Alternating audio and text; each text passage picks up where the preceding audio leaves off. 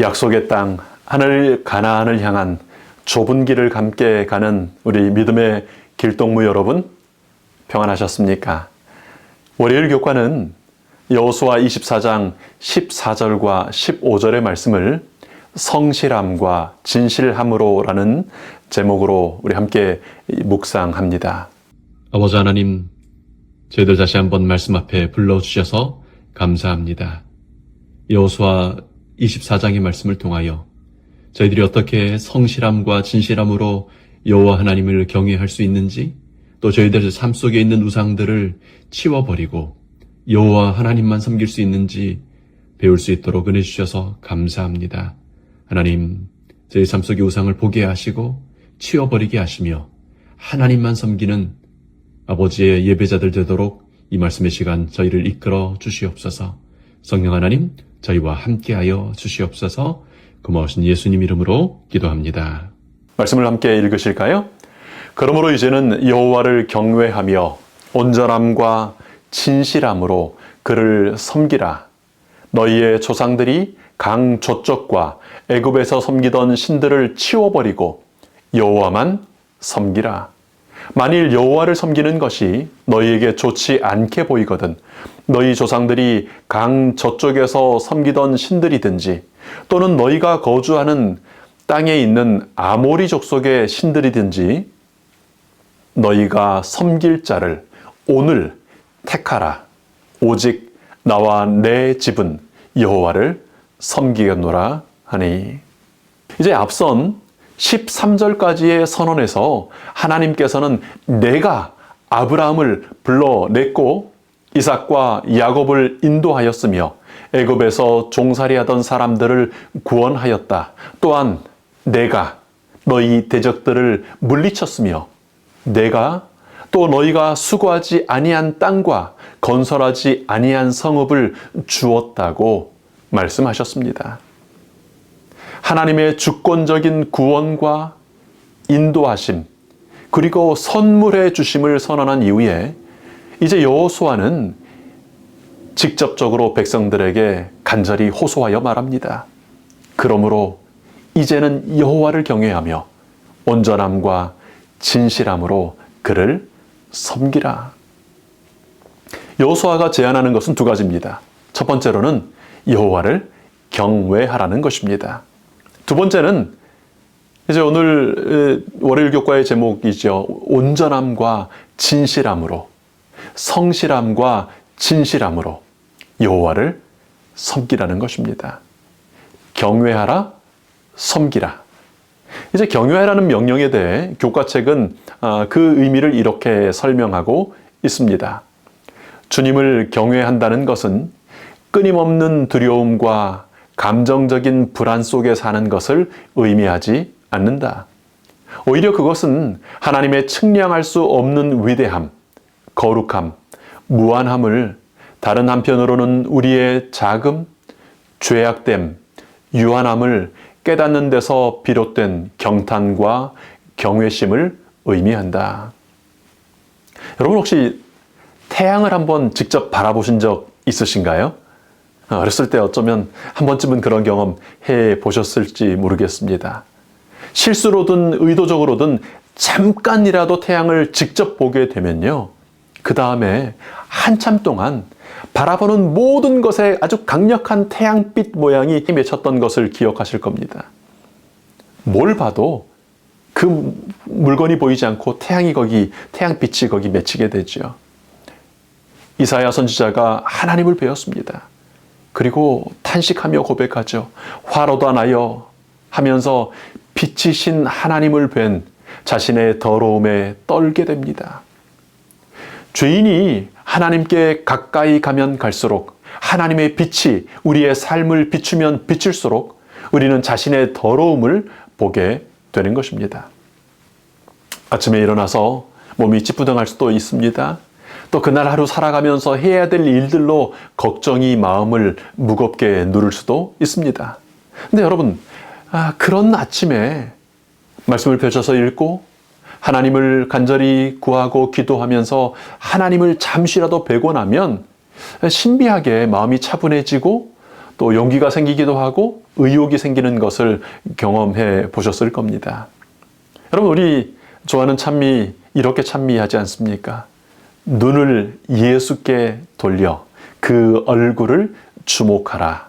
그의 영광스러운 광채에 세상 영화는 사라지네.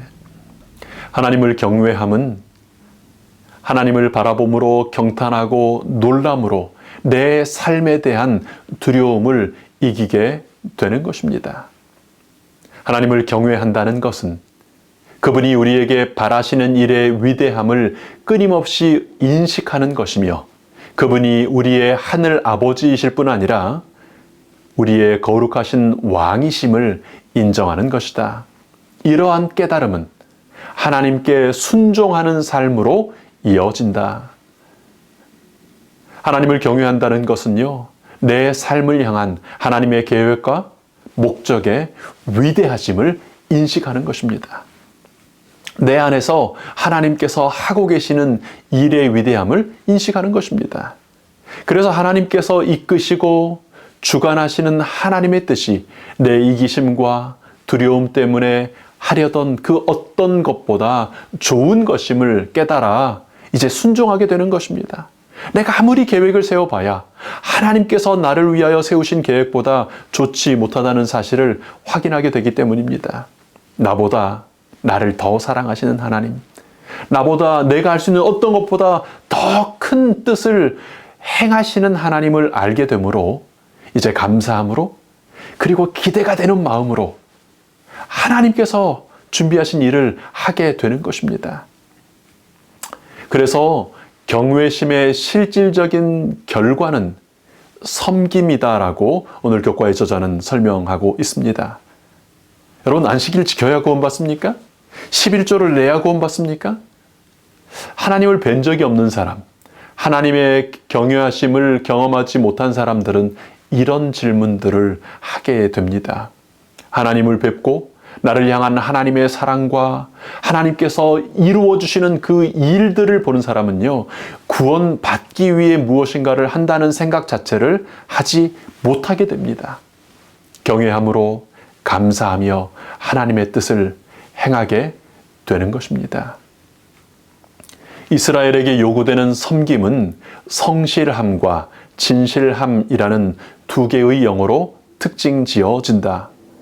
첫 번째 용어 타밈은 주로 희생 제물의 완전함을 묘사하는 형용사로 사용된다.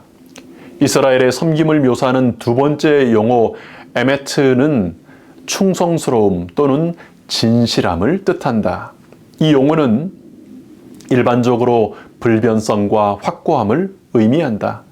이는 주로 본질적으로 신실하심으로 특징 지어지는 하나님을 가리키며 이런 하나님의 신실하심은 이스라엘을 향하여 나타난다. 성실함과 진실함으로 섬기라고 하셨는데요. 성실함은 희생제물의 완전함을 의미한답니다. 완전한 희생제물은 누구를 표상하는 것이었습니까? 이스라엘이 왜 6월절마다 아침과 저녁으로 상번제를 드릴 때마다 흠 없는 제물을 드려야 했습니까? 흠 없는 제물 대신은 예수님을 상징하는 것 아닙니까?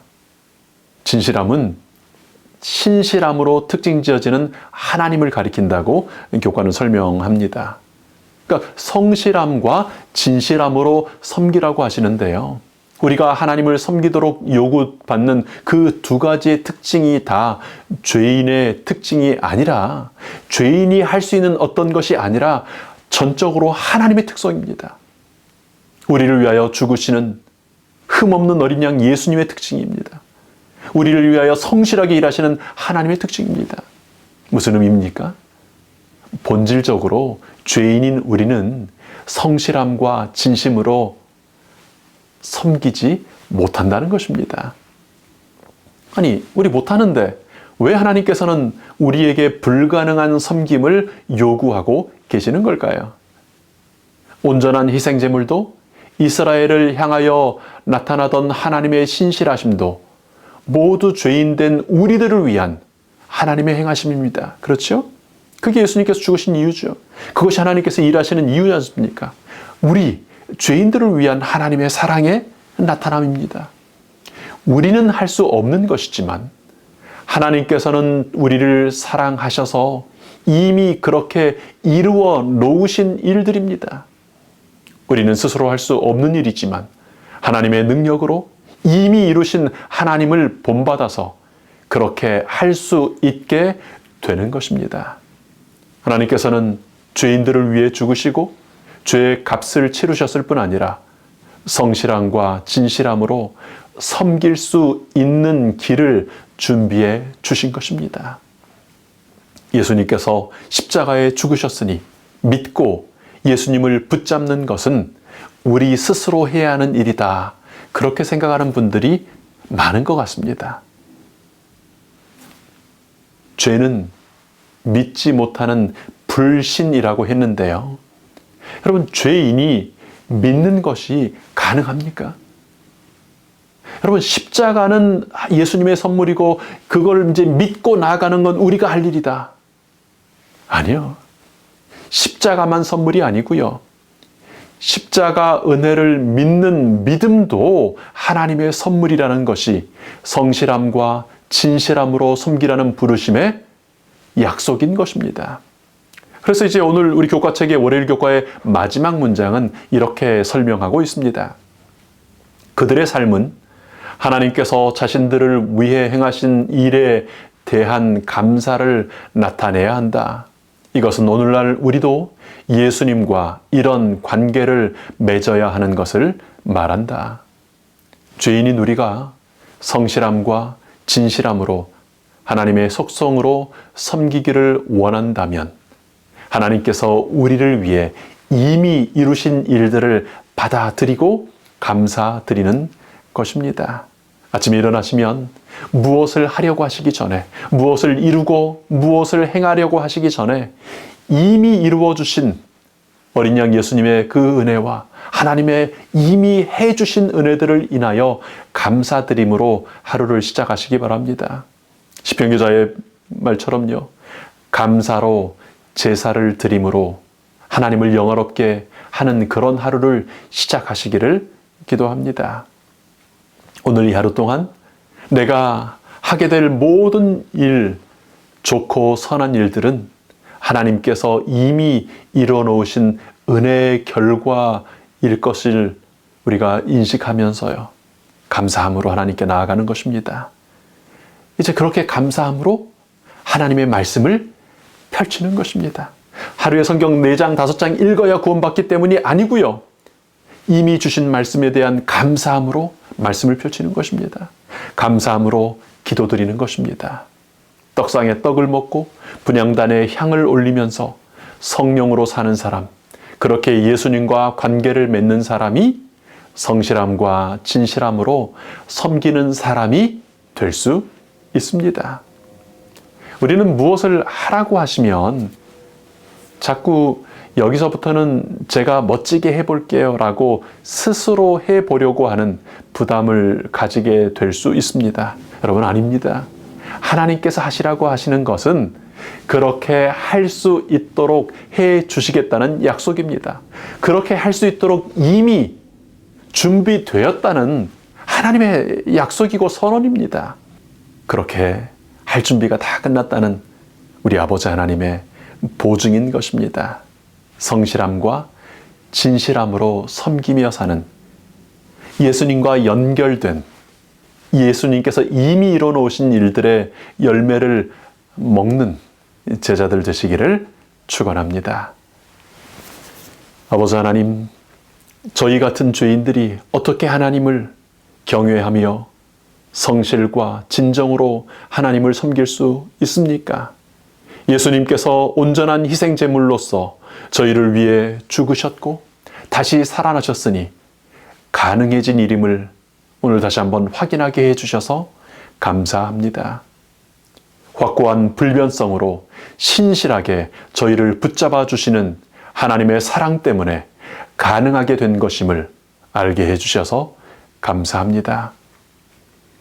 위대한 일들을 이루시는 하나님, 좋으신 예수님을 경외하며 섬기기를 원합니다. 우리 아버지 하나님의 나라에 이르기까지 우리 그렇게 살아가도록 인도하실 것을 인하여 감사드립니다. 감사하신 예수님 이름으로 기도합니다. 아멘.